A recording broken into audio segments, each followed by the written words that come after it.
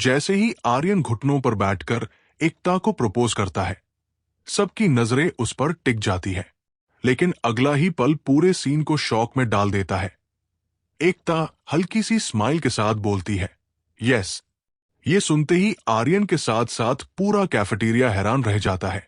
आर्यन को तो ये तक नहीं पता था कि वो लड़की कौन है, लेकिन वहां मौजूद हर किसी को अच्छी तरह मालूम था। वो इस कंपनी की vice president miss Ekta Sharma है।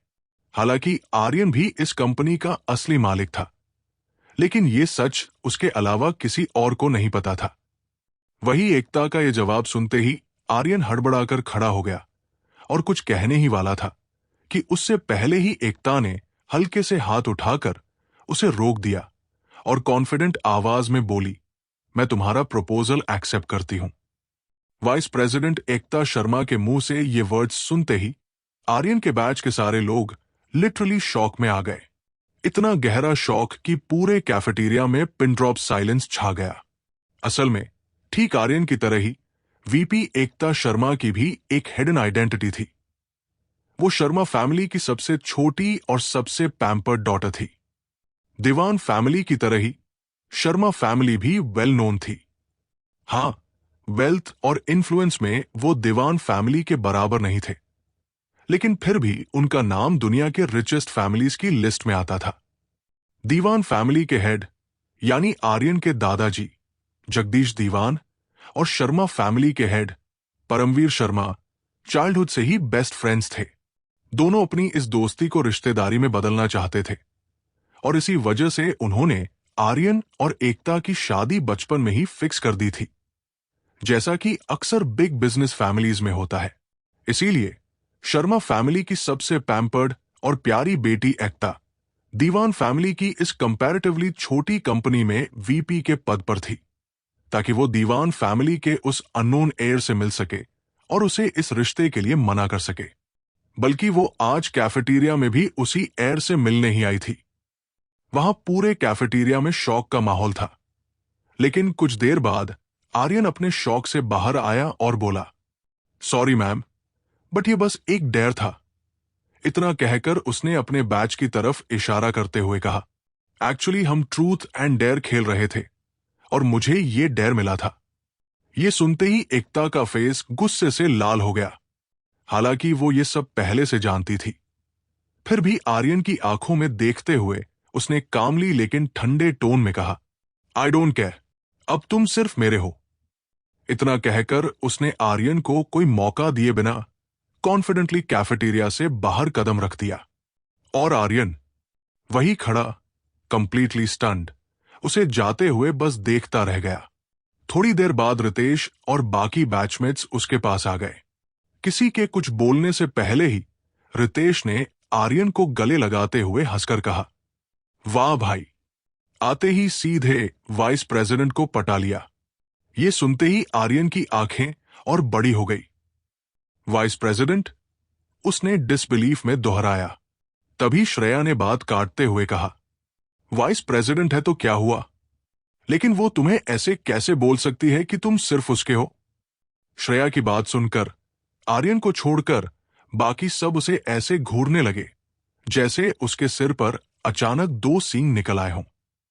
सबकी वो अजीब सी नजरें देखकर श्रेया थोड़ी ऑकवर्ड हो गई और जल्दी से सफाई देते हुए बोली, मेरा मतलब ये था कि वाइस प्रेसिडेंट ऐसे कैसे बिना आर्यन की बात सुने सीधे बोल सकती है कि वो उनका है। उसकी ये सफाई सुनकर रितेश मुस्कुराया और बोला, हाँ हाँ, हमें पता है तू क्या कहना चाह रही है। इतना कहते ही वो हंस पड़ा और उसके साथ पूरा बैच भी ठहाके लगाने लगा। सबको यूं हंसते देख श्रेया के गाल शर्म से टमाटर जैसे लाल हो गए, लेकिन आर्यन का ध्यान न तो श्रेया के चेहरे पर था और न ही अपने बैच की बातों पर। इस वक्त उसके दिमाग में सिर्फ एक ही नाम गूंज रहा था, एकता। आखिर उसने मेरा प्रपोजल एक्सेप्ट क्यों किया? क्या उसे मेरी असलियत पता है? यही सोचते सोचते आर्यन के चेहरे पर सीरियस एक्सप्रेशन आ गए। वहीं दूसरी तरफ एकता कैफेटेरिया से निकलकर सीधे लॉबी पार करती हुई उस प्राइवेट लिफ्ट की ओर बढ़ी, जो सिर्फ वाइस प्रेसिडेंट और सीईओ के लिए रिजर्व थी। लिफ्ट में चढ़ते ही एकता ने बिना वक्त गवाए टॉप फ्लोर का बटन दबा दिया। जैसे ही लिफ्ट के दरवाजे बंद हुए, उसकी असिस्टेंट और बेस्ट फ्रेंड दिया ओबेरॉय ने भौहें चढ़ाकर पूछा, तू तो यहां उसे रिश्ते के लिए मना करने आई थी ना, तो फिर ये प्रपोजल एक्सेप्ट करने का क्या सीन है? दिया का सवाल सुनते ही एकता के चेहरे पर एक शरारती मुस्कान उभर आई। उसने धीमे लेकिन ठोस लहजे में कहा, वो सिर्फ मेरा है। और इतना कहकर वो चुप हो गई, जैसे अब और कुछ कहने की जरूरत ही ना हो। उधर कैफेटेरिया में जो भी लड़का आर्यन के पास से गुजर रहा था, उसकी आंखों में साफ जलन झलक रही थी। अगर घूरने से ही कोई मर सकता, तो न जाने अब तक आर्यन कितनी बार मल्टीपल डेथ्स मर चुका होता। इतनी सारी किलर लुक्स झेलते झेलते अब उसका सिर सच में दुखने लगा था। वहीं रितेश और कबीर ने सबको इस तरह आर्यन को घूरते देखा तो हंसते हुए बोले, अब तो इसकी आदत डाल ले भाई। आखिर तूने पूरे ऑफिस की क्रश को पहले ही दिन पटा लिया है, तो थोड़ा बहुत साइड इफेक्ट तो देखना ही पड़ेगा ना। इतना कहकर दोनों जोर से हंस पड़े। आर्यन ने उनकी हंसी देख मजाक में दोनों के सिर पर टपली मारी और बोला, सालो, इन सब की जड़ तुम ही हो। इतना कहकर वो उन्हें मारने के लिए आगे बढ़ा। आर्यन को गुस्से में अपनी तरफ आते देख रितेश कबीर से बोला, भाग ले बीड़ू, अगर पकड़े गए ना तो ये बहुत मारेगा। और फिर शुरू हुई कैफेटेरिया की चेस सीक्वेंस। रितेश और कबीर भागते रहे, आर्यन पीछे पीछे उन्हें पकड़ने की कोशिश करता रहा। थोड़ी देर बाद तीनों थककर एक ही टेबल पर आकर बैठ गए। रितेश हांफते हुए बोला, इतना गुस्सा क्यों कर रहा है?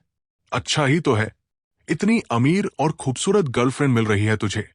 आर्यन ने आंखें तरेरते हुए जवाब दिया, बिना मतलब के यहां एक सेब नहीं मिलता। और तुझे क्या लगता है मुझे ऐसे ही वो मिल जाएगी? जरूर इसके पीछे उसका कोई मकसद होगा। रितेश कंधे उचकाते हुए बोला, आखिर तेरे जैसे एक नॉर्मल एम्प्लॉय से उसे मिल भी क्या जाएगा? भूल मत, वो इस कंपनी की वाइस प्रेसिडेंट है। आर्यन के दिमाग में कई बातें घूमने लगी, लेकिन उसने रितेश को कोई जवाब नहीं दिया। तभी शालिनी उनकी तरफ आई और बोली, हो गया तुम सबका? चलो अब ट्रेनिंग रिज्यूम करने का टाइम आ गया है। तीनों उठकर शालिनी के साथ ट्रेनिंग हॉल की ओर बढ़ गए। उधर दूसरी तरफ लिफ्ट से निकलते ही एकता सीधे अपने ऑफिस में बने एक हिडन रूम की ओर गई। जैसे ही उसने कमरे में कदम रखा, सेंसर से ट्रिगर्ड लाइट्स अपने आप जल उठीं। एकता की नजर सीधी सामने दीवार पर पड़ी। वहां एक बड़ी सी तस्वीर लगी थी, और वो तस्वीर किसी और की नहीं बल्कि आर्यन की थी। सिर्फ यही नहीं, उस कमरे की हर दीवार, हर कोने में आर्यन की अलग अलग फोटोज लगी हुई थी। अगर इस वक्त वहां आर्यन मौजूद होता, तो यकीनन शौक के मारे उसके पैरों तले जमीन खिसक जाती। तो आखिर क्यों एकता ने आर्यन का प्रपोजल एक्सेप्ट किया? क्या आर्यन सच्चाई तक पहुंच पाएगा कि उसकी कंपनी के करोड़ों के घाटे के पीछे किसका हाथ है? और एकता के कमरे में आखिर क्यों है आर्यन की ढेर सारी तस्वीरें? जानने के लिए सुनिए रॉयल बिलियनेयर, सिर्फ और सिर्फ आर्क स्टोरीज पर।